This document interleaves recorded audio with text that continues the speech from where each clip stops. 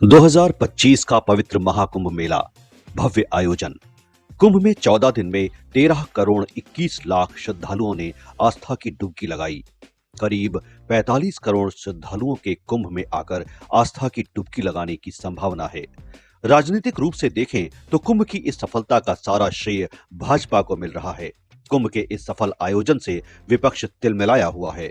वैसे तो कुंभ के आरंभ से ही विपक्ष इसके भव्य आयोजन पर प्रश्न उठाता रहा है, लेकिन संगम में 2 डुबकियों ने विपक्ष के आग में घी का काम किया।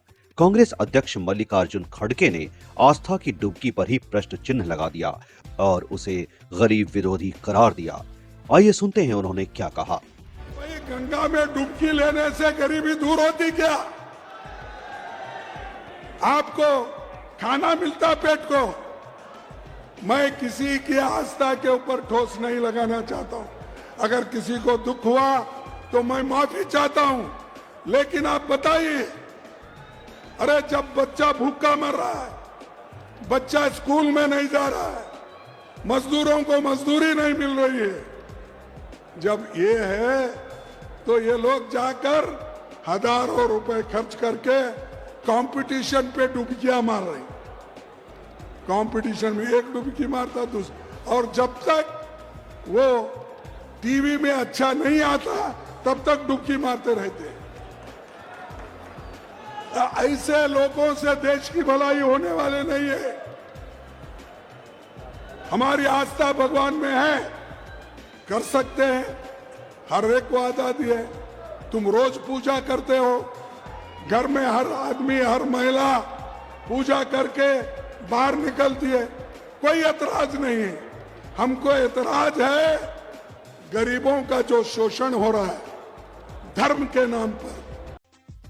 तो सुना आपने खड़गे जी का यह बयान। शायद आपको भाजपा और कांग्रेस की कार्यशैली का फर्क नजर आ गया होगा।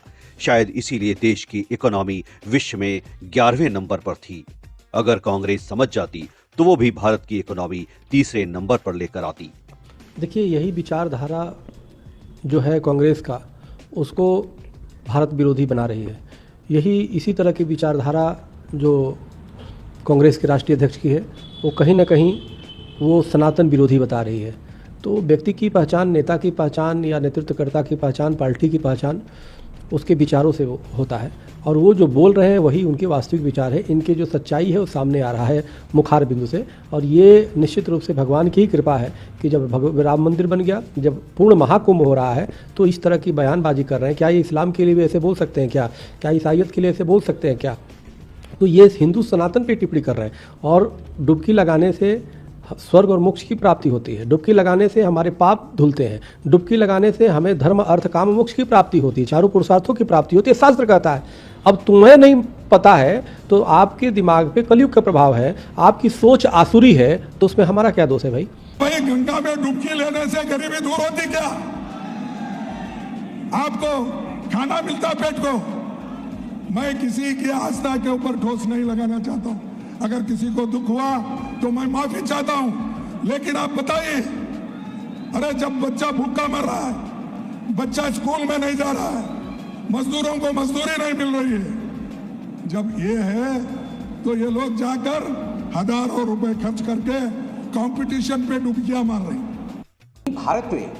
भारतवर्ष में भारत की जो सबसे बड़ी विपक्षी पॉलिटिकल पार्टी है, वही महाकुंभ और इस आस्था को नकार रही है, उसका मजाक बना रही है, मखौल उड़ा रही है। मैं आज चैलेंज करता हूं कि मल्लिकार्जुन खड़गे जी और कांग्रेस पार्टी, राहुल गांधी और सोनिया जी किसी और धर्म की आस्था के विषय में ऐसा कह सकते हैं? क्या वो कह सकते हैं कि इफ्तार पार्टी में जाने से गरीबी दूर हो जाती है या लोगों को नौकरी मिल जाती है? किसी और धर्म के आस्था को लेकर वो खिलवाड़ करने की सोच भी नहीं सकते हैं और ऐसी बयानबाजी कर भी नहीं सकते हैं। किसी की भावना आहत हुई हो तो वो उस बात के लिए माफी मांगते हैं। मतलब साफ हो गया कि उनकी भावना यह नहीं है, उनकी भावना आहत नहीं होती। मतलब कांग्रेस अध्यक्ष और कांग्रेस पार्टी की भावनाएं इससे आहत नहीं होती हैं, क्योंकि वो किसी और की कह रहे हैं। इससे यह बात बहुत साफ हो गई, क्योंकि कांग्रेस पार्टी की भावनाएं इरेडिकेशन ऑफ सनातन धर्म, अर्थात हिंदू धर्म का समूल नाश, इस कॉन्फ्रेंस से जुड़ी हुई हैं। कांग्रेस की भावनाएं वैश्विक स्तर पर डिसमेंटलिंग ग्लोबल हिंदुत्व, यानी वैश्विक स्तर पर हिंदुत्व को ध्वस्त करना, इससे जुड़ी हुई हैं। यह बात उनके बयान से बिल्कुल साफ हो गई। अगर हम मोटे तौर पर बात करें तो ये सनातन संस्थान भारत की इकोनॉमी में बहुत बड़ा योगदान कर रहे हैं। उन्होंने पर्यटन उद्योग को एक नई उड़ान दे दी है। वर्ष 2023-24 में केवल उत्तर प्रदेश में 64 करोड़ पर्यटक आए। इसकी वजह से अगर सरकारी खजाना बढ़ा तो वहीं आम लोगों को भी, जैसे रेवड़ी पट्टी वाले, फूल वाले, रिक्शे वाले, होटल वाले आदि का भी तो रोजगार बढ़ा। फिर ऐसे में देश के इन सनातन संस्थानों और आयोजनों से देश के लोगों की गरीबी भी तो घटेगी। अगर हम कुंभ की बात करें तो करीब 1 करोड़ व्यक्ति प्रतिदिन आस्था की डुबकी लगा रहा है, और एक व्यक्ति अगर 5,000 रुपए भी खर्च करता है तो एक दिन में 5,000 करोड़ रुपए का बिजनेस हुआ। यानी अगर 40 करोड़ लोग कुंभ में आस्था की डुबकी लगाते हैं तो 2 लाख करोड़ का सीधा सीधा मुनाफा होता है। ऐसे में इस कुंभ मेले के आयोजन से जो कि विपक्ष को व्यर्थ लग रहा है, क्या फूल वाले, माले वाले, माला बेचने वाले, रिक्शा वाले, नाव वाले, रेवड़ी पट्टी वाले, इनको आर्थिक लाभ नहीं होगा? बिल्कुल होगा। लेकिन ये गणित तो मोदी और योगी जी को ही समझ में आती है। काश ये समझ विपक्ष को भी आ जाए तो बात ही क्या है।